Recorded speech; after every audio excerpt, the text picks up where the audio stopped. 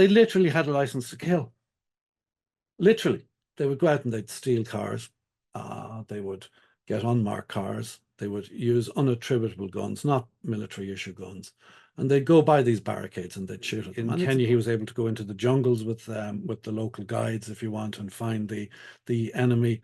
And in Belfast, he was able to do the same thing, but in the personnel carriers and find the Republican enemy. In the book, I do describe when he came first and he arrived and he took over in September of 1970. He did engage in some of the hearts and mind operations. There's no doubt about that, he did, but there was a hunter lurking behind that mask, waiting to get out, and you can sense it, you can feel it, you can see it in his later writings. And the first thing he did was set up the MRF. There's great confusion about what the name of the MRF is: Military Reaction Force, Military Reconnaissance Force. I think it's called, the absolutely correct name might be the Mobile Reaction Force, but we'll just call it the MRF because that's certainly correct. It's interesting in keeping with the whole secretive clandestine thing. Yeah, same. We'll speak about them later, but same with the Freds. I don't think it's known the origin of the Freds. Yeah, well, absolutely. I certainly don't know what the origin of the name of the Freds.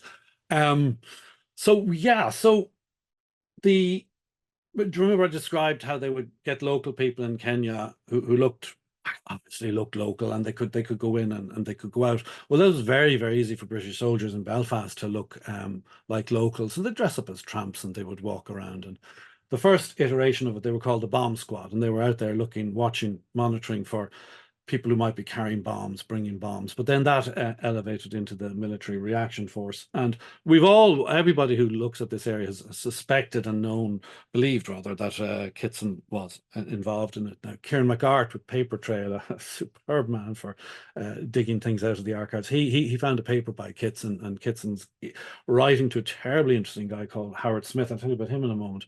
But Kitson writes about how he's setting up the MRF. Now that is Kieran McGart's discovery puts it absolutely beyond any question or doubt. Not that there ever was any, that Kitson was the person behind this.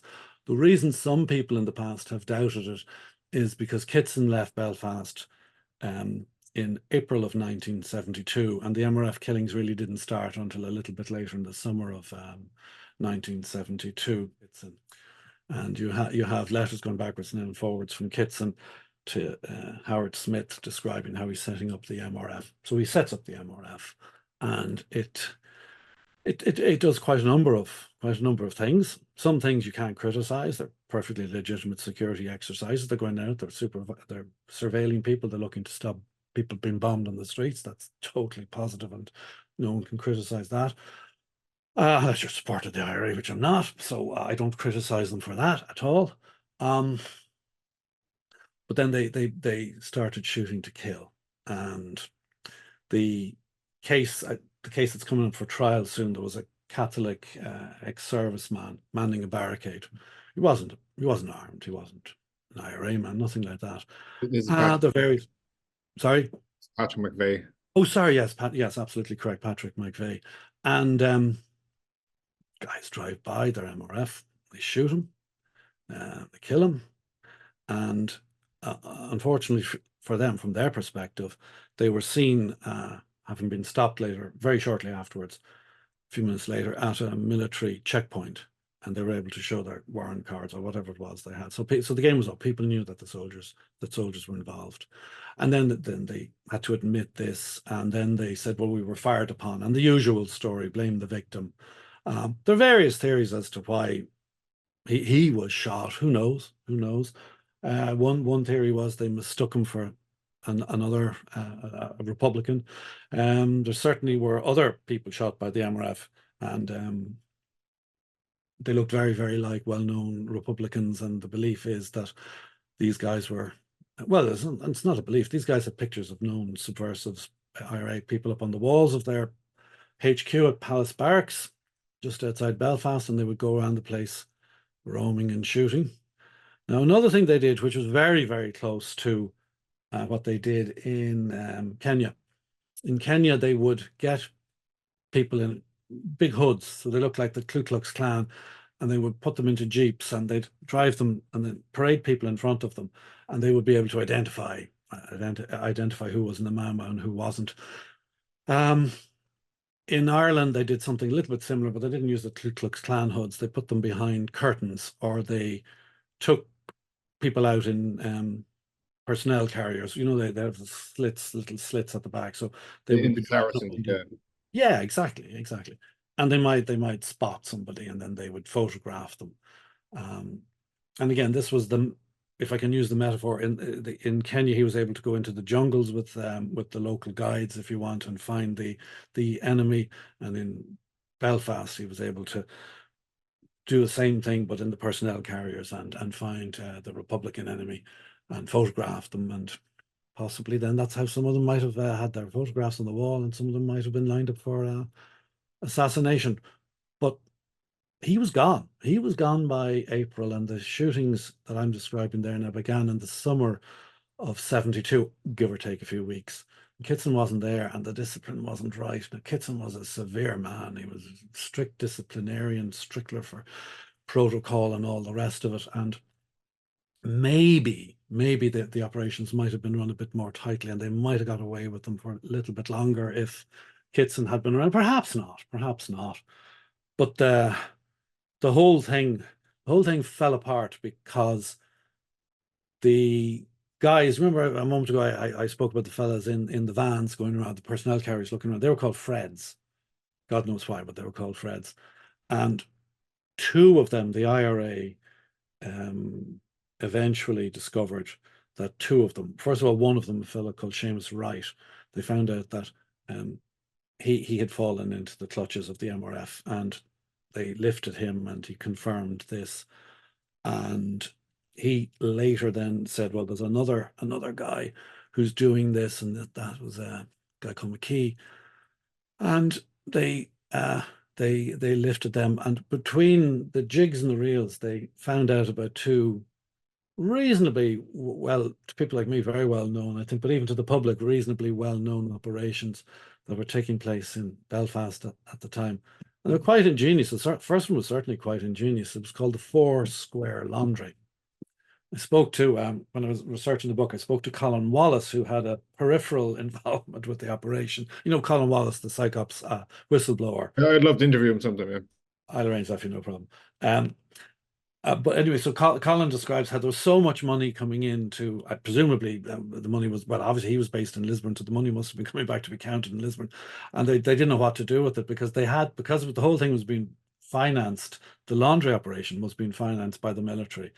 And the clothes were being washed by the military. All the money coming in was just, well, it wasn't been spent on anything, so it just kept growing and growing and growing. But why were they doing this? It sounds bizarre, doesn't it? Going around collecting laundry. No, very clever. They'd bring the laundry back. So if they suspected that House X had a bomb maker or somebody who was involved with the IRA, they get their laundry. They forensically test it. They have dogs sniffing, and they can pinpoint then who was and wasn't in the IRA. And in the laundry van, they had a secret compartment at the top of it, and the two fellas lying there, and they could take photographs. So the IRA discovered that this was afoot, and they also discovered that they were running brothel. Yeah. Now we'll come back to the brothel, if you like, in a moment, but they attacked the Four Square Laundry, I think it was in October 72. I could be wrong about that, but around about that time of the year. And the laundry van, there was a female soldier operating it, and she got away with her life. She ran into one of the houses, and the belief at the time was that she was a perfectly innocent person, and that the van had been attacked by loyalist gunmen. So she got away with her life. I think it was Ted Stewart, or Tapper Stewart anyway, was in the compartment, and he was killed in the hail of bullets that struck the van. So that all fell apart. And at that stage now, the MRF was no longer in any way secret to the public. I mean, the IRA knew about it clearly for a long time before then. The other operation isn't as well known as the laundry one. It's the brothel one now.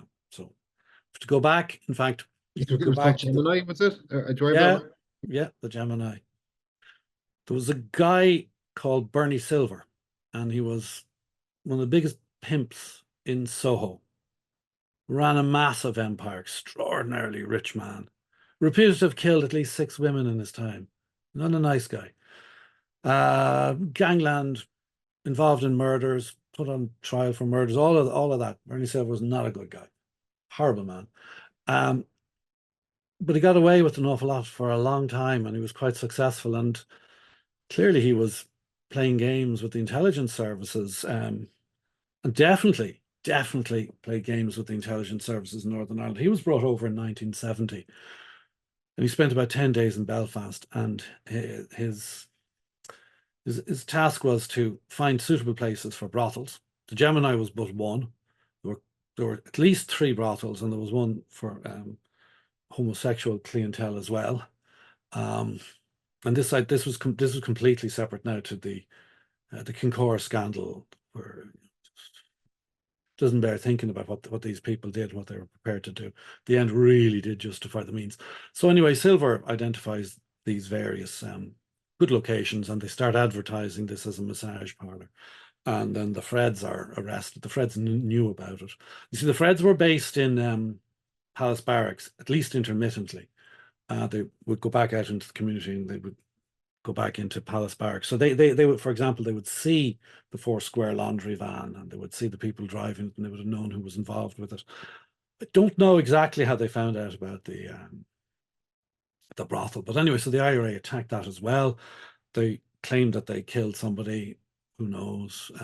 Because there was so much cover-up going on afterwards. But people standing around afterwards saw men going in carrying out cameras and that. And the way it worked was they weren't filming people with the prostitutes in the brothel.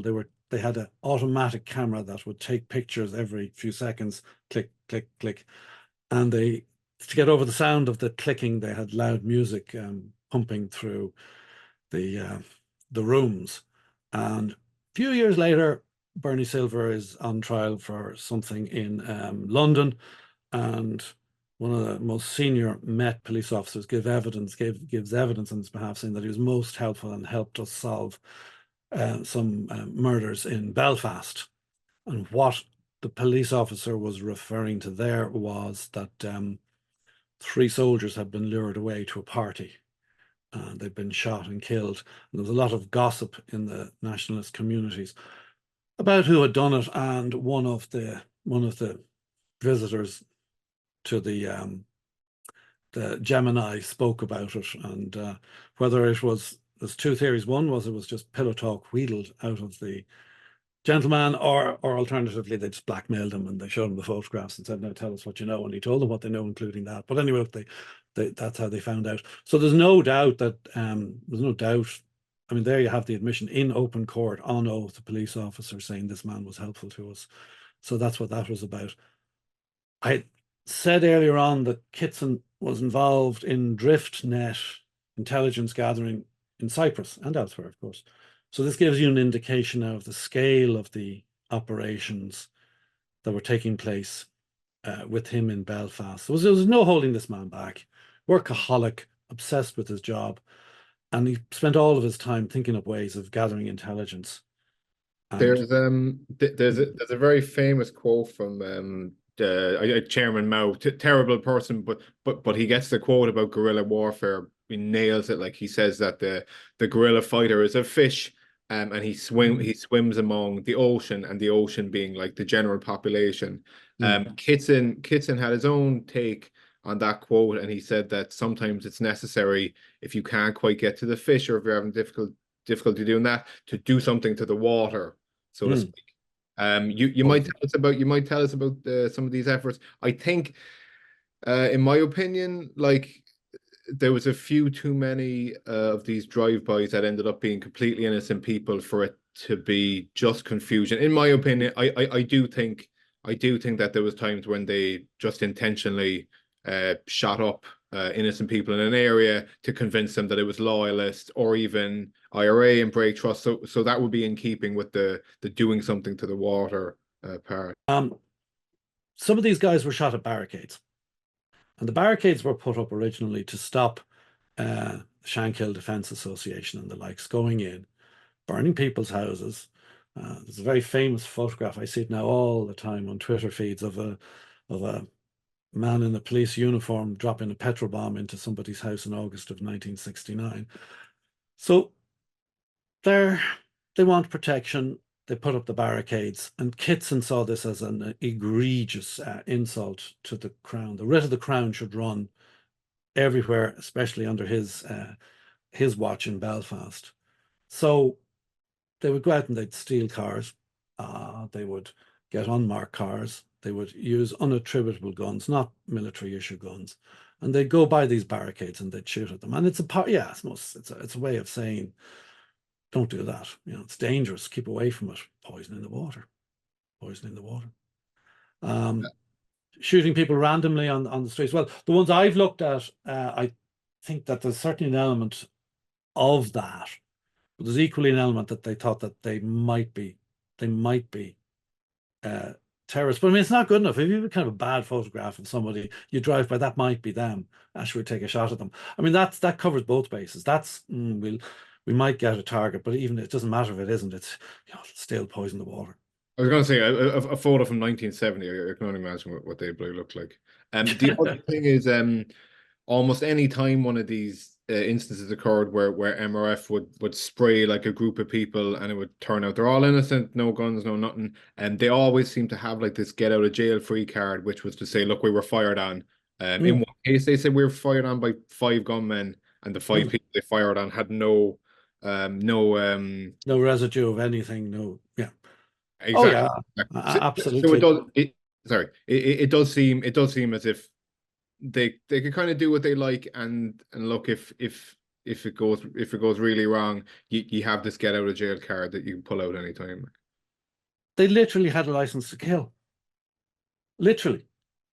I don't like using those type of James Bond cliches because it tends to make it a little bit comic book, but literally in its correct dictionary sense, they literally had a license to kill. And okay, so obviously we mentioned it earlier. A gentleman, I think he was the father of 8, named Pat McVeigh, was killed on the 13th of May 1972. The soldier who's now on trial, the letter moniker they gave him is Soldier F, not to be confused with Bloody Sunday Soldier F. But that same soldier is also being prosecuted for wounding others in the same incident, plus an attempted murder on 2 people on the previous day. You might tell us a bit about maybe your thoughts or expectations about this upcoming trial that he has. I'm finding this one perplexing because I'm absolutely convinced that one of the, well, sorry, I'm going to start again. I'm going to move back. This prosecution on its surface looks like it's as a result of interviews given to Panorama. There were a group of alleged ex-MRF people who spoke on Panorama, and they described some of the things that they had done. Now, I believe, and I have very strong grounds for believing, that one of them was a fantasist and a spoof. How he got by Panorama is beyond me. And I don't know, because they're giving code names to these people. I know the guy who's the spoof. I know the pseudonym he uses. I know his real name. I've lost interest in him because he's a spoof. Let him go off and be a spoof if he wants to. He's not going to waste my time. Now I'm interested in him again, because is he the guy who's going to be put on trial? Is this trial thing going to explode in the prosecution's face when all of a sudden it's revealed that this guy was couldn't possibly have been involved in it? I mean, he has made comments about missions he was on with the MRF and how they drove along a certain road. That road didn't even exist at the time that mission was taking place. So I'd need really to know if he is or isn't the defendant in this. Is it just a piece of theatre just to throw mud in everybody's water and make people like me look silly and ridiculous and conspiracy theorists and throw egg at our face? I mean, British intelligence not above doing something like that, you know? Or is it one of the genuine guys? I was going to ask if we're talking about the same documentary.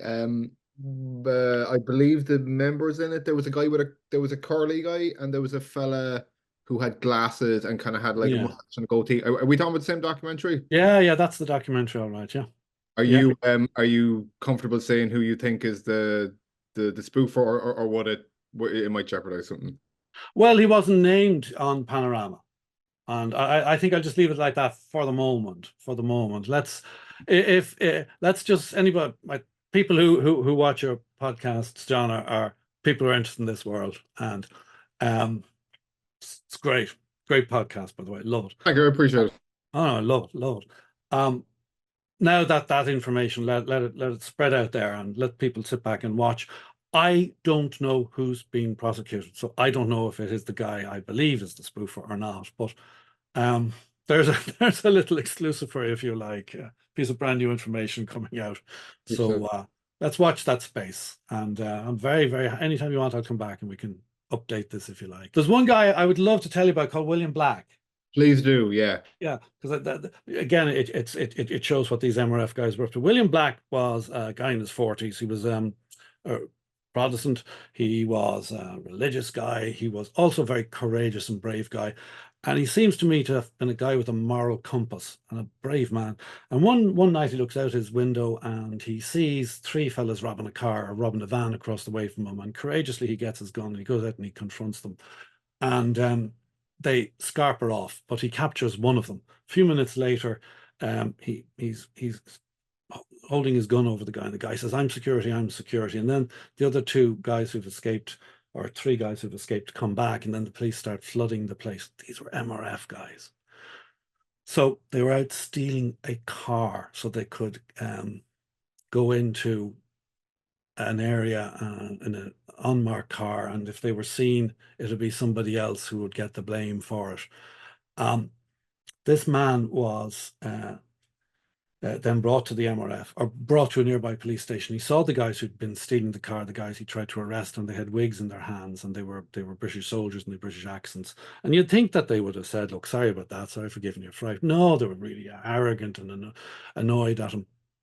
And Black decided that he wasn't going to let this lie, and he started making inquiries and making complaints. And then the next thing, there were a couple of assassination attempts around him, but it culminated in he had a cottage in the country in Tully West, and he went down to Tully West, and he was going to sell a water tanker to one of his friends. He goes into his house and he is shot.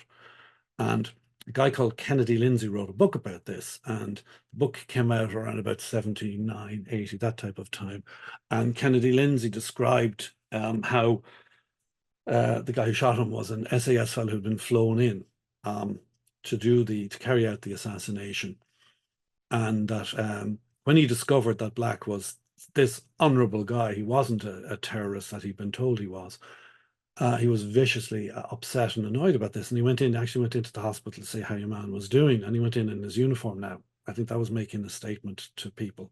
But is this in the realms of a conspiracy theory or black propaganda from green propaganda from Republican sources? Absolutely not, because in 1990, Archie Hamilton, the British military, one of the junior ministers for defence, had to admit that yes, he had been killed by soldiers. And of course, it's the usual excuse. They thought he was a terrorist or something. But that doesn't explain why a unit of SAS men were lying in his house for 3 days with guns and shot him. And then they had to compensate him, and they gave him in today's money about £30,000 or something like that. So that's also the type of ruthlessness that these MRF guys were engaged in. They were prepared to shoot a member of the Ulster Defence Regiment like that, purely because